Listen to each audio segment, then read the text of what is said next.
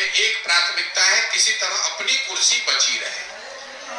ना उस आदमी का कोई सिद्धांत है, ना उस आदमी की कोई विचारधारा है, ना उस आदमी को बिहार की कोई चिंता है।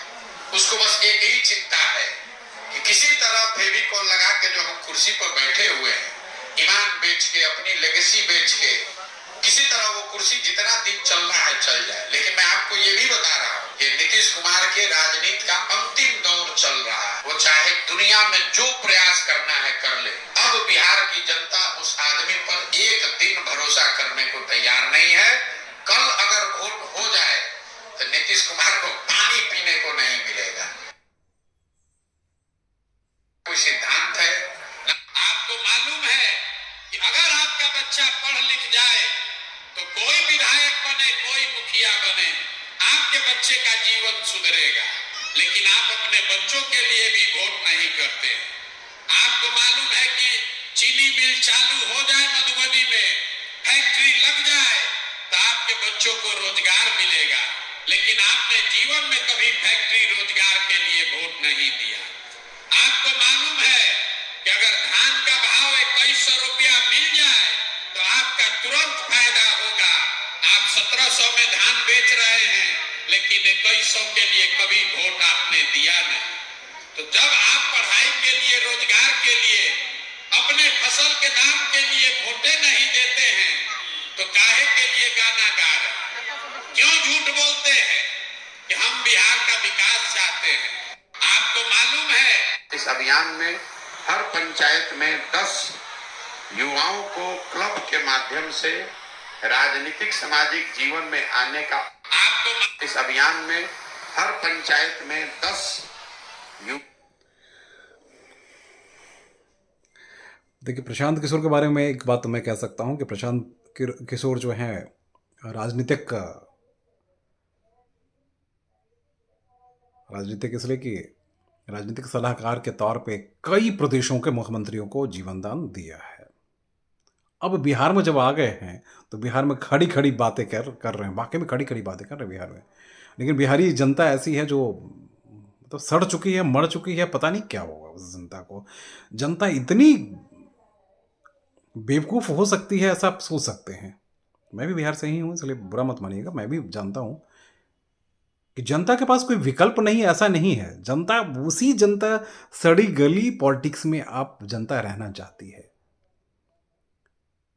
इसलिए प्रशांत किशोर की खड़ी खड़ी बातें जो हैं जनता को जनता को चुभती नहीं है। गलत थोड़ी कहा उन्होंने। आप हर जगह देखिएगा आंदोलन होना शुरू हो जाएगा।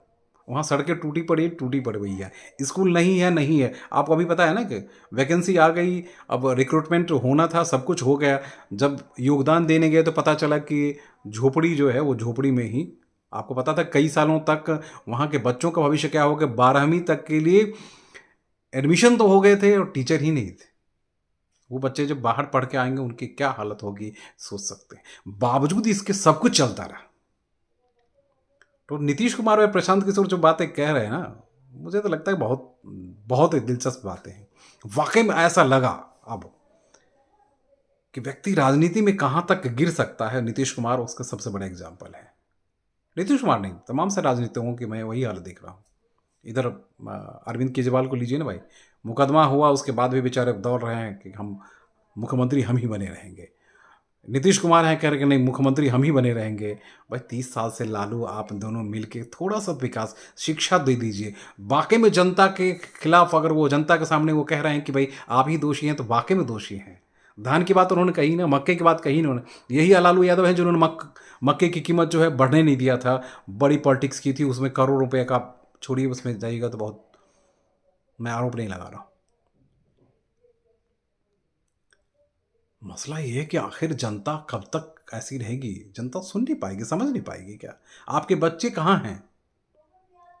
बाहर दूसरे दूसरे प्रदेश में भोजन करने के लिए भटक रहे हैं, नौकरी पाने के लिए भटक रहे हैं, 5-10 हज़ार की नौकरी के लिए रिक्शा चलाने को मजबूर हैं, गाली सुनते हैं, हर जगह करते हैं। अरे खुद तो जगिए, अपने बच्चे के बारे में सोचिए ना। वाकई में वो गलत थोड़ी कह रहे हैं कि लालू यादव का बेटा 9वीं फेल है तब भी डिप्टी सीएम बनता है।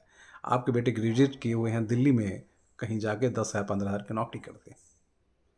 तो प्रशांत किशोर की खड़ी खड़ी बातें सुनिए और अपने दिमाग को खोलिए। अभी नहीं खोलिएगा ना, और फिर 20 साल फिर पिछड़ जाइएगा।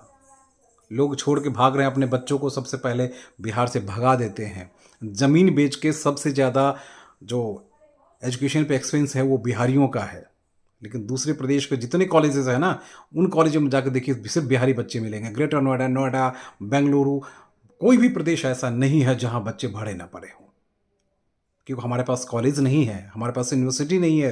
यूनिवर्सिटी 5 साल में हमारे बच्चों को सर्टिफिकेट देता है। फिर भी बिहारी कहते हैं कि भाई आईएएस बनते हैं, फलाना बनते हैं। इंडस्ट्री कहाँ है? इंडस्ट्री तो खा के बैठ गए। वो जानते हैं बात, जैसे शिक्षित होगा उसके बाद जनता शिक्षित होगी, वैसे ही फिर सवाल करने लगेगी। तो प्रशांत किशोर की खड़ी खड़ी बातें सुनिए। नीतीश और लालू उस देश की, उस प्रदेश को श्राप से मुक्त कब करेगी जनता, ये कह पाना बहुत ही मुश्किल है। नमस्कार।